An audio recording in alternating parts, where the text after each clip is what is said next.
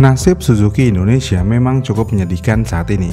Dealernya semakin sedikit, penjualan motornya juga semakin sedikit, market share-nya juga semakin sedikit, dan mereka saat ini cuma jualan motor rasa kari. Menariknya, mungkin kita terlalu fokus sama kondisi Suzuki saat ini, dan kita mungkin hanya memiliki kenangan indah Suzuki pada era 2000-an awal. Tapi tanpa kalian sadari, sebenarnya kondisi Suzuki seperti saat ini hampir mirip dengan kondisi Suzuki di era 2000-an awal, yaitu 2001, 2002, dan 2003. Yang mana pada saat itu, motor Suzuki yang laris cuma motor 2 taknya. Dan memang kebanyakan Suzuki mengeluarkan motor 2 tak pada saat itu. Mulai dari GS Tornado, Suzuki RX Cool, sampai Suzuki Satria 2 tak Alien, dan Kepala Hiu. Ketika ada isu atau peraturan yang belum jelas mengenai emisi yang mana motor 2 tak sudah tidak bisa digunakan lagi di jalan protokol, penjualan Suzuki langsung ambruk, dan mereka mencoba bangkit perlahan menggunakan motor ikonik lainnya seperti Shogun yang terus dikembangkan dan beberapa motor bebek lainnya. Namun sayangnya hal tersebut tidak membawa Suzuki ke zona aman di pasar Indonesia, yang mana Suzuki masih terus berjuang agar bisa bertahan. Sampai pada akhirnya masuk tahun 2004 ketika Suzuki memperkenalkan motor paling fenomenal yang pernah ada di Indonesia. Dan ya, itu adalah Satria F150. Ketika motor ini diluncurkan, hampir penggila kecepatan pengen punya motor ini. Apalagi motor ini statusnya masih CBU Thailand saat itu. Tentu aja Satria F150 langsung laku banget dan langsung menjadi tulang punggung perusahaan. Dan karena menjadi tulang punggung, Satria F terus diberikan penyegaran oleh Suzuki supaya motor ini bisa terus bertahan dan menjadi tulang punggung terus. Dan ya, jika kita lihat jajaran Satria F, walaupun tidak berubah yang gimana-gimana, tapi setidaknya Satria F mendapatkan facelift. Namun sayangnya dengan adanya perubahan pasar, akhirnya Suzuki Satria F kurang diminati lagi, alias penjualannya cukup menurun. Tapi untungnya Suzuki punya senjata baru supaya bisa bertahan di pasar Indonesia, yang mana pada tahun 2016 Suzuki mengeluarkan Suzuki GSX 150R. Ketika diluncurkan, motor ini langsung mencuri perhatian pasar. Kenapa? Ya gimana enggak, motor ini memiliki harga yang cukup terjangkau saat itu, dan yang pasti lebih murah daripada pesaing-pesaingnya. Tapi walaupun murah, GSX 150 memiliki performance yang orang-orang inginkan, yang mana motor ini adalah motor DOHC murni dan bisa dibilang ini adalah motor sport fairing 150cc paling kencang di kelasnya. Dan semenjak kemunculannya bisa dikatakan juga GSX 150 langsung mengganti posisi Satria F yang sudah menjadi tulang punggung Suzuki selama bertahun-tahun.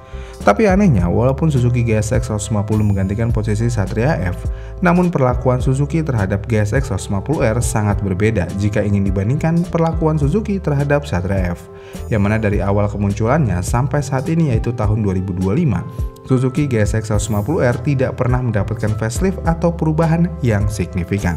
Paling cuma di warna dan kunci keyless doang. Pertanyaannya kenapa?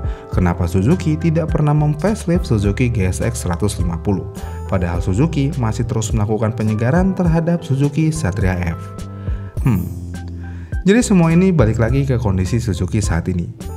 Jadi gini, walaupun Suzuki GSX 150 menjadi motor yang populer dan bisa dikatakan laku dan bisa menjadi tulang punggung Suzuki untuk beberapa waktu, tapi sayangnya, seiring berjalannya waktu, pasar tidak terlalu memihak Suzuki, yang mana penjualan GSX 150R tidak pernah mencapai angka yang fantastis. Walaupun penjualannya stabil, tapi hanya berada di level kecil, bahkan bisa dibilang minor dibandingkan dua pesaing utamanya. Dengan kondisi tersebut, tentu aja tujuan utama motor ini ada hanya untuk penjualan aja. Kasarnya ini motor langsung di hard selling aja tanpa adanya soft selling.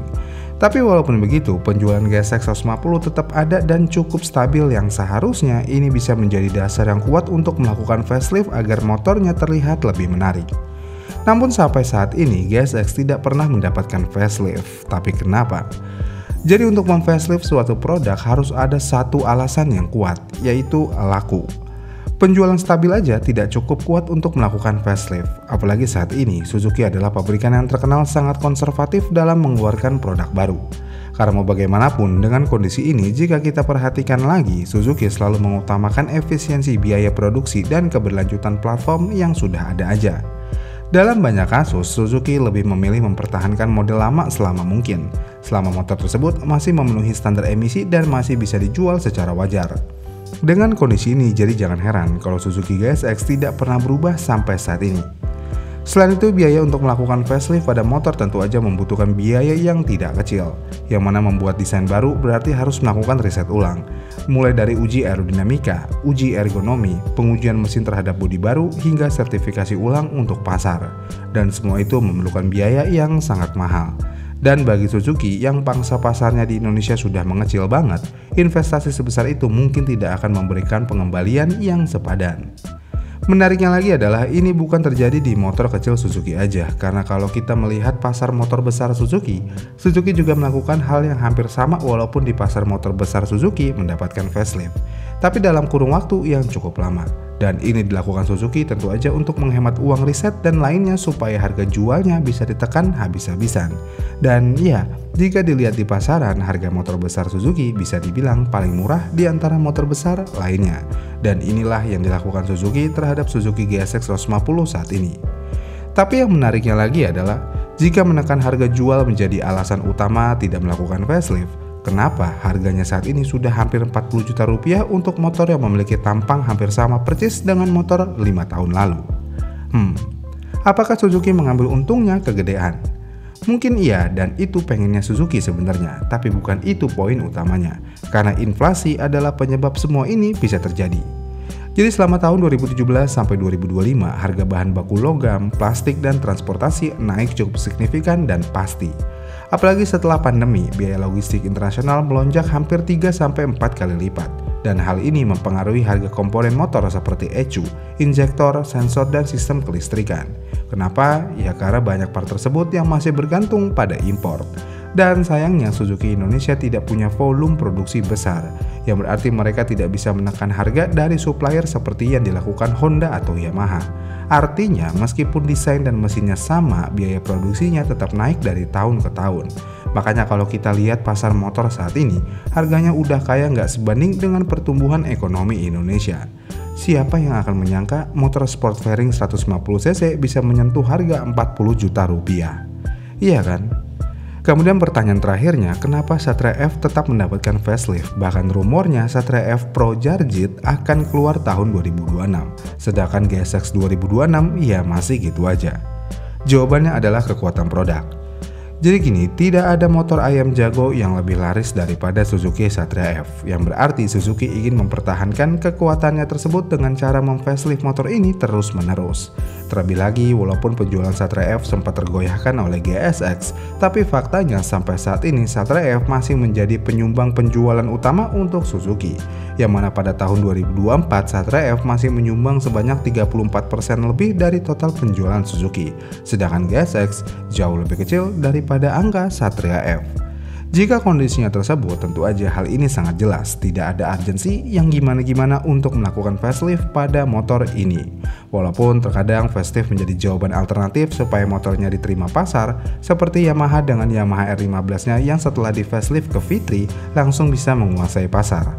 Tapi itu Yamaha yang notabene punya market share sebanyak 20% lebih di Indonesia. Sedangkan Suzuki market share-nya cuma di 0,02% aja. Yang berarti lagi uang adalah segalanya dan membakar uang bukanlah gaya Suzuki.